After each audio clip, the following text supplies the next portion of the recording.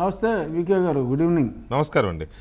రఘురామరాజు గారు, మీరు ఇప్పటి వరకు సునీత గారు నా ఇంటర్వ్యూలో మాట్లాడింది మీరు ఫాలో అయ్యి ఉంటారు అనుకుంటున్నాను. నేను చూశారు కదా, ఆల్మోస్ట్ ఫాలో అయ్యానండి. ఓకే, ఆ ఆవేదన మీకు ఎలా అనిపించింది? ఆమె చేసే పనులన్నీ రఘురామరాజు, చంద్రబాబు, లేకపోతే బీటెక్ రవి వీళ్ళందరూ చేపిస్తున్నారనే ప్రచారం చేస్తున్నారు వీళ్ళు. కాదండి, కనీసం నా పేరు బీటెక్ రవి పేరు చెప్పినా కూడా పోనీ అదో రకం అనుకోవచ్చు. అసలు సుజనాథ్ చౌదరి గారికి, సీఎం రమేష్కి, అసలు చంద్రబాబు నాయుడు గారికి అసలు ఈ కేసుకి సంబంధం ఏంటి?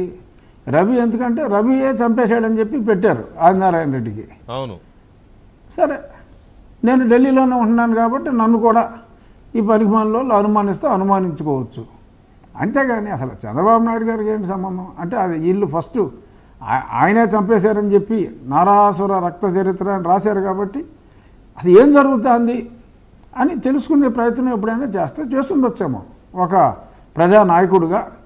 మరి తన మీద నెట్టబడ్డ ఆ నింద గురించి కనుక్కుని ఉండొచ్చు. అంతేగాని ఇతర ముఖ్యమంత్రి అయితే ఆయన ఇక్కడ రక్షణ కల్పించినట్టుగా వీళ్ళు మాట్లాడతాం. ఇదంతా ఏంటంటే దివాలా కోరుతనం. వారు చాప కిందకి నీళ్ళు వచ్చినాయి. ఇప్పుడు చరిత్ర ఒకసారి చరిత్రలోకి వెళ్ళవలసిన అవసరం ఉంది వెంకటకృష్ణ గారు.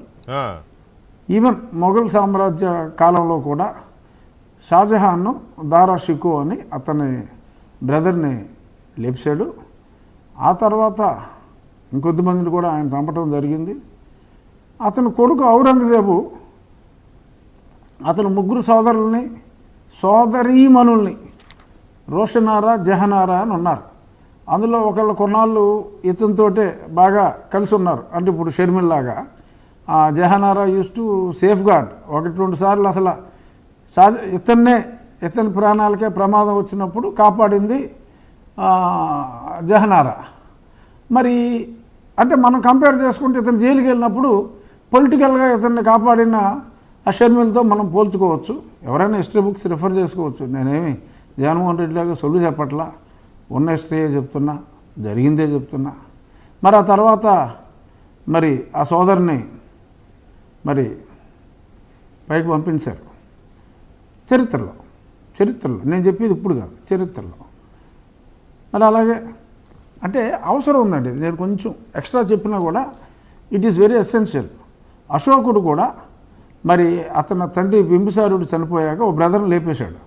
సరే, ఆ తర్వాత కొన్ని మంచి పనులు చేశాడు, చెట్లు నాటాడు. కానీ ఈ శోకుడు మరి చెట్లు నరికేస్తున్నాడు. అది తేడా అశోకుడికి ఇతనికి. బట్ కావాల్సిన వాళ్ళు చంపేయడంలో మరి సేమ్ టు సేమ్ అని చెప్పి మనం అనుకోవాల్సి వస్తుంది. ఇప్పుడు కమింగ్ బ్యాక్